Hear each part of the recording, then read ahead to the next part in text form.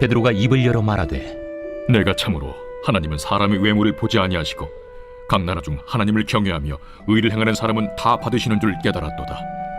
만유의 주 되신 예수 그리스도로 말미암아 화평의 복음을 전하사 이스라엘 자손들에게 보내신 말씀, 곧 요한이 그 세례를 판포한 후에 갈릴리에서 시작하여 온 유대에 두루 전파된 그것을 너희도 알거니와, 하나님이 나사렛 예수에게 성령과 능력을 기름 붓듯 하셨음에 그가 두루 다니시며 선한 일을 행하시고 마귀에게 눌린 모든 사람을 고치셨으니 이는 하나님이 함께 하셨습니다. 우리는 유대인의 땅과 예루살렘에서 그가 행하신 모든 일의 증인이라. 그를 그들이 나무에 달아 죽였으나 하나님이 사흘 만에 다시 살리사 나타내시되 모든 백성에게 하신 것이 아니요 오직 미리 택하신 증인 곧 죽은 자 가운데서 부활하신 후 그를 모시고 음식을 먹은 우리에게 하신 것이라. 우리에게 명하사 백성에게 전도하되 하나님이 살아있는 자와 죽은 자의 재판장으로 정하신 자가 곧 이 사람인 것을 증언하게 하셨고, 그에 대하여 모든 선지자도 증언하되 그를 믿는 사람들이 다 그의 이름을 힘입어 죄사함을 받는다 하였느니라. 베드로가 이 말을 할 때에 성령이 말씀 듣는 모든 사람에게 내려오시니 베드로와 함께 온 할례 받은 신자들이 이방인들에게도 성령 부어주심으로 말미암아 놀라니, 이는 방언을 말하며 하나님 높임을 들음이러라. 이에 베드로가 이르되, 이 사람들이 우리와 같이 성령을 받았으니 누가 능히 물로 세례 베품을 금하리요? 예수 그리스도 이름으로 세례를 베풀라. 그들이 베드로에게 며칠 더 머물기를 청하니라. 본문에 나오는 고넬료는 로마의 군대 장교로 이방인이죠. 하지만 하나님께서 베드로와 고넬료에게 각각 환상을 보여주시면서 두 사람을 만나게 하셨습니다. 고넬료의 집에 도착해서 고넬료와 그의 가족들을 만난 베드로는 이들에게 하나님을 향한 믿음이 있고 하나님께서 이들을 만나도록 인도해 오셨음을 알게 됩니다. 이렇게 고넬료를 만나게 되면서 베드로는 크게 두 가지를 깨달았다고 하는데요. 34절과 35절에 보면 베드로는 이렇게 말을 합니다. 하나님은 사람의 외모를 보시지 않는다는 것과 이방인이든 유대인이든 하나님을 경외하며 의를 행하는 사람은 하나님께서 모두 받으신다는 것을 내가 알게 되었다라고 합니다. 예수님의 십자가의 죽음은 우리를 둘러싼 모든 장벽을 무너뜨리셨습니다. 하나님과 인간 사이의 장벽, 사람과 사람 사이의 장벽을 무너뜨리셨죠. 이 복음을 제대로 경험하면 이방인과 유대인, 남자와 여자, 주인과 종, 부자와 가난한 자 등의 이 분리와 차별이 얼마나 무의미하고 하나님께서 싫어하시는지를 알게 됩니다. 우리는 사실 알게 모르게 외모로 또 겉으로 보이는 것으로 많은 차별을 하며 살아갑니다. 나랑 안 맞거나 내가 보기에 특이해 보이는 사람들은 왠지 멀리하고 싶고 또 그들이 가까이 오면 불편해하죠.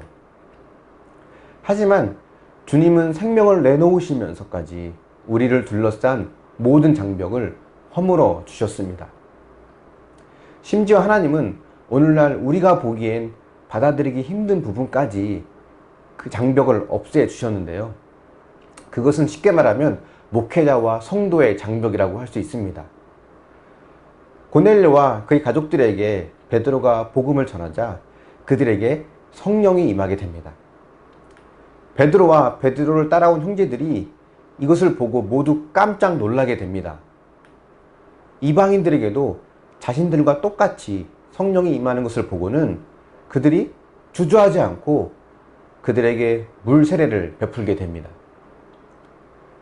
여기서 우리의 생각에는 그래도 사도인 베드로가 있으니까 그 베드로가 세례를 줘야 권위가 서고 질서에 맞는다고 생각을 하죠.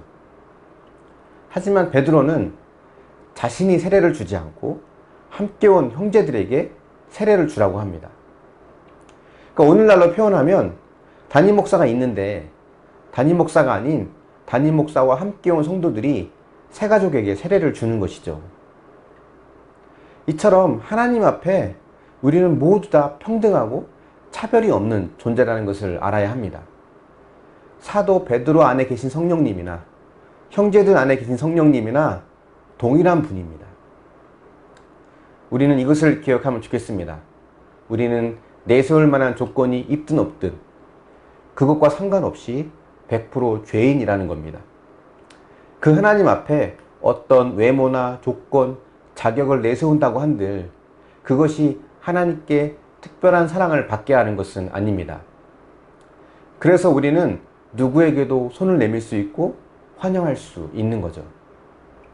저도 교회 개척을 시작하면서 힘들면 이야기해요, 아프면 같이 울어요 라는 현수막을 걸고 누구나 환영받는 교회가 되게 해야겠다라고 생각을 했었습니다. 그런데 시간이 지나면서 힘들고 아픈 사람만 오는 것이 아니라 나한테 큰 힘이 되어줄 사람, 교회에 도움이 될 사람만 오면 좋겠다는 생각이 들게 됩니다. 사람의 마음이 참 간사하다는 생각이 들고요. 주님이 우리를 대하신 것처럼 우리도 남들을 차별 없이 대하는 것이 우리의 죄의 본성상 매우 어려운 것 같다는 생각을 하게 됩니다. 하지만 이것을 위해서 십자가에서 죽어주신 예수님의 희생과 사랑을 기억하고 우리는 어렵더라도 그런 삶을 살아낼 수 있어야 하겠죠. 우리가 주님을 전할 수 있는 가장 확실한 방법은 뭔지 아십니까? 예수님이 날 위해 죽으시고 부활하셔서 지금도 살아계심을 믿지 않으면 살 수 없는 그러한 삶을 이 땅에서 살아내는 것입니다. 세상은 벽을 쌓고 자기 자신만을 위해 살아갈 때 우리는 벽을 허물고 주님께서 보여주신 것처럼 나를 낮추고 부인하면서 또 연약한 자들에게 손을 내미는 삶, 그런 삶을 살아가는 것이 주님을 전하는 가장 확실한 방법입니다. 저와 여러분, 우리 모두가 이러한 삶으로 주님이 살아계심을 전할 수 있는 믿음의 통로, 구원의 통로가 될 수 있기를 축원합니다. 묵상해 보십시오.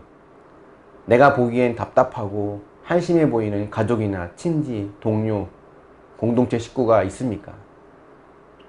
하나님께서 나를 사랑하신 것처럼 그들도 사랑하고 계심을 믿습니까? 기도하겠습니다. 사랑의 하나님, 고넬료에게 성령이 임한 것을 보며 하나님은 외모로 사람을 취하지 않으시고 또 하나님을 경외하는 모든 자들을 기쁘게 받으시는 분임을 우리가 다시 한번 보게 됩니다. 또 우리 교회가 어떠한 자든 사람을 외모로 판단하지 않고 누구나 환영받을 수 있는 그런 참 복음적인 교회가 되어지길 원합니다.